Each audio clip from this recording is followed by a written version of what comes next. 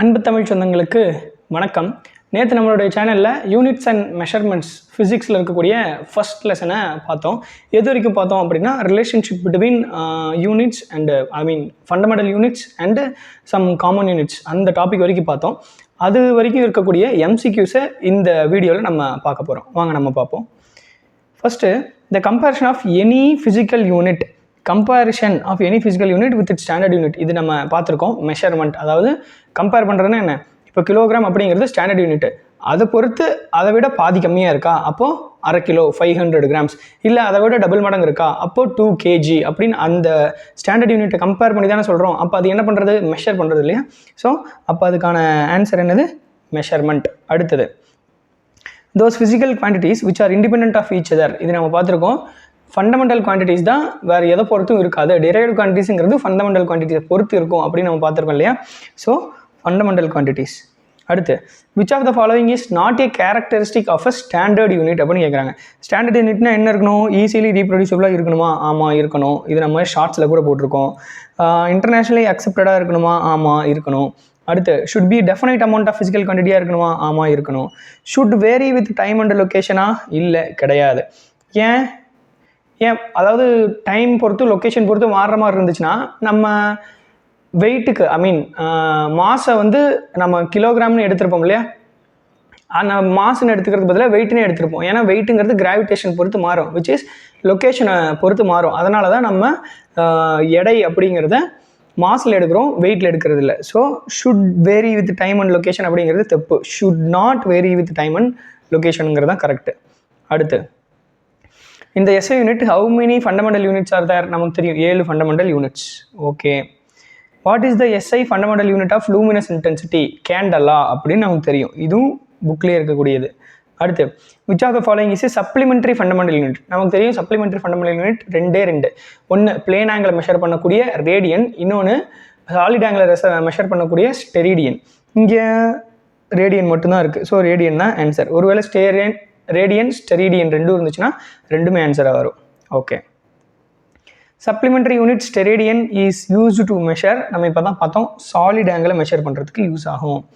Which of the following is an example of derived quantity. Length அப்படிங்கிறது fundamental quantity, அப்போ அது வராது. மாசுங்கிறது ஃபண்டமெண்டல் குவான்டிட்டி வராது. டைமிங்கிறது ஃபண்டமெண்டல் குவான்டிட்டி வராது. Acceleration derived quantity. ஏன், அதோட யூனிட் என்ன, மீட்டர் பர் செகண்ட் ஸ்கொயர். இதில் மீட்டருங்கிறது என்னது, லென்த்து, செகண்டுங்கிறது என்னது, டைமு. அப்போது இந்த ரெண்டு ஃபண்டமெண்டல் குவான்டிட்டி பேஸ் பண்ணி இருக்கக்கூடியது அப்படிங்கிறதுனால ஆக்சலரேஷனுங்கிறது derived quantity. Okay, cylindrical prototype mass defining 1 kilogram is made up of and alloy. இது நம்ம ஆல்ரெடி பார்த்துருக்கோம், பிளாட்டினம் அண்ட் இரிடியம். இது தியரி கொஷின். அடுத்து according to the textbook, அதாவது NCERT பொறுத்த வரைக்கும் 1 கிலோகிராம் அப்படிங்கிறது எத்தனை கார்பன் 12 ஆட்டம்ஸ் அப்படின்னு கேட்குறாங்க. இதுக்கும் நமக்கு புக்லேயும் ஆன்சர் இருக்கும். நேற்று நம்ம லெக்சர்லேயும் அண்டர்லைன் பண்ணியிருப்போம். 5 × 10⁻25 அப்போ நம்ம அப்ராக்சிமேட்டாக ஞாபகம் வச்சுருப்போம். ஸோ இங்கே அந்த ஆப்ஷன் தான் இருக்குது. அடுத்து the definition of 1 metre is based on orange red light wavelength of which isotope அப்படின்னு கேட்டிருப்பாங்க. நம்ம இதுக்கே நம்ம ஸ்பெசிஃபிக்காக ஒரு வார்த்தை சொல்லியிருப்போம், ரேடியோ ஆக்டிவ் ஐசோடோப்பு. கிரிப்டான் அப்படிங்கிறது ரேடியோ ஆக்டிவ் ஐசோடோப்பு அப்படின்னு நம்ம சொல்லியிருப்போம் இல்லையா. ஸோ மற்ற எல்லா ரேடியோ ஆக்டிவ் ஐசோடோப்பும் யூஸ் பண்ணலாமா அப்படின்னு கேட்டால் கிடையாது. கிரிப்டான் தான் அது ஒரு ரேடியோ ஆக்டிவ் ஐசோடோப் அப்படின்னு நம்ம ஞாபகம் வச்சுக்கிறதுக்காக சொல்லியிருப்போம். So krypton. In an atomic clock, 1 second is defined by the vibration of which atom? என்ன atom? cesium atom அப்படின்னு சொல்லியிருப்போம் இல்லையா. So option D. அடுத்து 1 Kelvin is defined as what fraction of thermodynamic temperature of the triple point of water. What fraction அப்படின்னு நம்ம பார்க்குறப்போ நம்ம அப்ராக்சிமேட்டாக என்ன பண்ணியிருப்போம், 1/273 அப்படின்னு நம்ம சொல்லியிருப்போமா. இங்கே பாருங்கள், ஆப்ஷன் குழப்பி கொடுத்துருக்காங்க பாருங்கள். 1/273.15 16 15 373.15 அப்படின்னு கேட்டிருக்காங்க. இதில் நமக்கு தெரிஞ்சுக்க வேண்டியது 1/273.16 தான் ஆன்சரு. அடுத்து definition of 1 candela uses an ideal source at the melting point of platinum. What is this temperature, அதாவது மெல்டிங் பாயிண்ட் ஆஃப் பிளாட்டினம் அப்படிங்கிறது என்ன அப்படின்னு கேட்குறாங்க. அவ்வளோதான். இதை வந்து நம்ம கேண்டலா மெஷர் பண்ணுறதுக்கு ஒரு ஸ்டாண்டர்டான டெம்பரேச்சராக வச்சுருப்போம். அது என்ன அப்படின்னா 1760 degree Celsius. Okay, according to definition of 1 ampere force produced per metre length between 2 parallel conductors. நம்ம பார்த்துருக்கோம். டெஃபினேஷன் ஆஃப் 1 ஆம்பியருங்கிறது என்னென்னா, 2 infinitely long current carrying wires, அதனுடைய யூனிட் மீட்டருக்கு இதுக்கு நடுவில் ஒரு ஃபோர்ஸ் இருக்கும். அந்த ஃபோர்ஸு ஒரு குறிப்பிட்ட குவான்டிட்டி இருந்துச்சுன்னா அப்போது இந்த ஒயர் மேலே ஃப்ளோ ஆகிற கரண்ட்டுங்கிறது 1 ஆம்பியர் அப்படின்னு சொல்லியிருப்போம். அந்த குறிப்பிட்ட ஃபோர்ஸ் எவ்வளோ அப்படின்னு கேட்குறாங்க. அது நமக்கு தெரிஞ்ச விஷயம் தான். 2 × 10⁻7 10⁻⁻7 Newton's. Okay. 1 mole contains as many elementary entities as there are atoms in what mass of carbon 12? எவ்வளவு கார்பன் 12 மாஸில் இருக்கக்கூடிய கார்பன் 12 ஆட்டம் இருக்கக்கூடிய மாசு 1 மோல் அப்படின்னு சொல்கிறாங்க. ஸோ நமக்கு தெரியும் 0.012 கிலோகிராம் அப்படின்னு சொல்லி. சம்டைம்ஸ் என்ன பண்ணுவாங்க 0.012 கிராம்னு கொடுத்துருவாங்க. ரைட்டா? அதெல்லாம் நம்ம பார்த்து கரெக்டாக ஆன்சர் பண்ணோம். அடுத்து complete set of units both fundamental and derived quantities for all kind of physical quantities are known as மொத்தமாக நமக்கு தெரிஞ்ச system of units.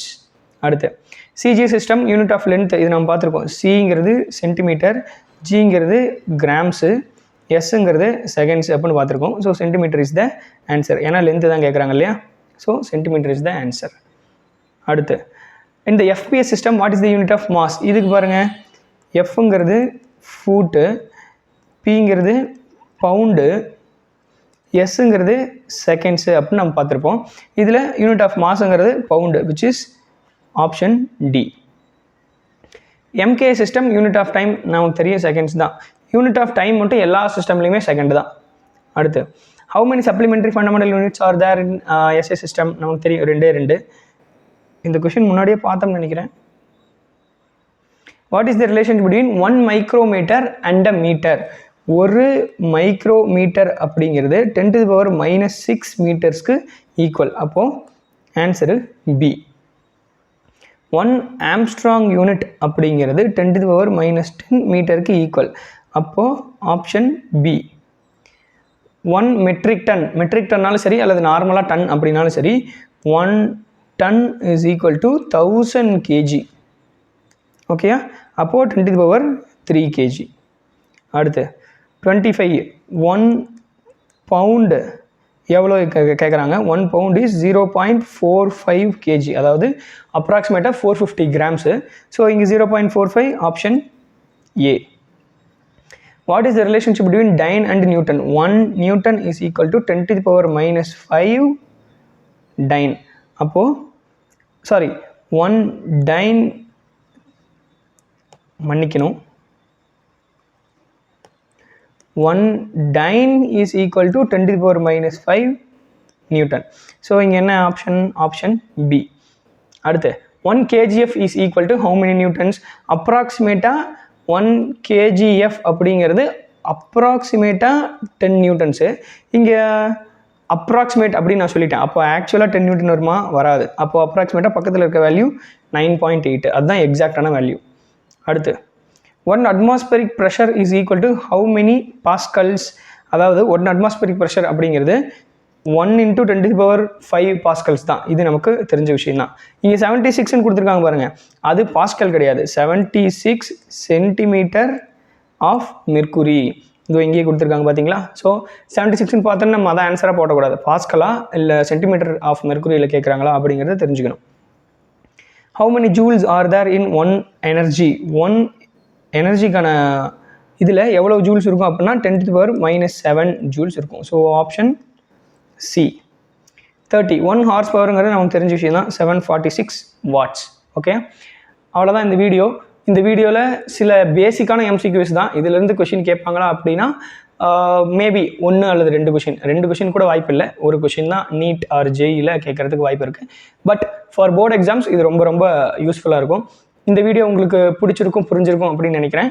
நிறைய பேர் நம்ம வீடியோ பார்க்குறீங்க, ஆனால் சப்ஸ்கிரைப் பண்ணாமல் பார்த்துட்டு இருக்கீங்க. தயவு செஞ்சு நம்ம சேனலை சப்ஸ்கிரைப் பண்ணிக்கோங்க.